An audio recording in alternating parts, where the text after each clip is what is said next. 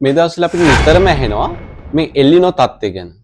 ඒකෙන් කට්ටිය කියනවා ඇහෙනවා ඇති මේ නැගෙනහිර පැසිෆික් කලාපයේ ජලයේ උණුසුම් වීම නිසා තමයි මේක එල්ලිනෝ තත්ත්වය ඇති වෙන්නේ කියලා. හරි.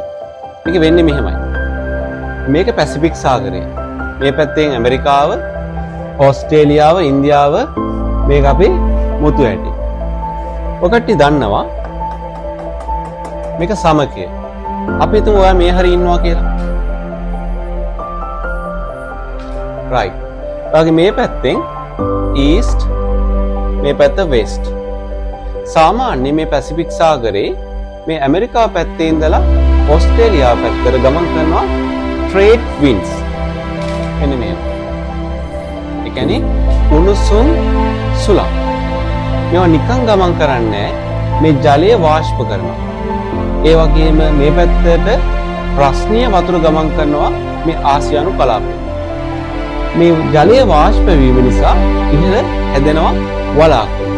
ඒ වලාකුළු හැදිලා තමයි අපිට වර්ෂාපතන අපිට ශ්‍රී ලංකාවට ආසියාවට ලැබෙන්නේ. මේ විශේෂ එල්ලිනෝ තත්ත්ව නිසා වෙන්නේ මේකයි මේ ට්‍රේඩ් වින්ඩ්ස් වල බලපෑම අඩු වෙනවා.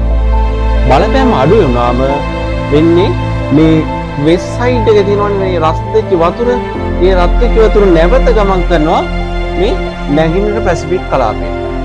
ඒතකොට මේ පැත්තේ රත් වෙච්ච වතුර වැඩි වෙනවා. මේ පැත්තට යනවා. මේ පැත්තේ උණුසුම් ජලය වැඩි වෙනවා. ඒක නිසා මේ පැත්තේ ජලය වාෂ්ප වෙලා නිතර මේ පැත්තට වහිනවා. එතකොට ඇයි අපිට වහින්නේ නැත්තේ? ඇයි අපිට නියගයක් එනවා කියන්නේ?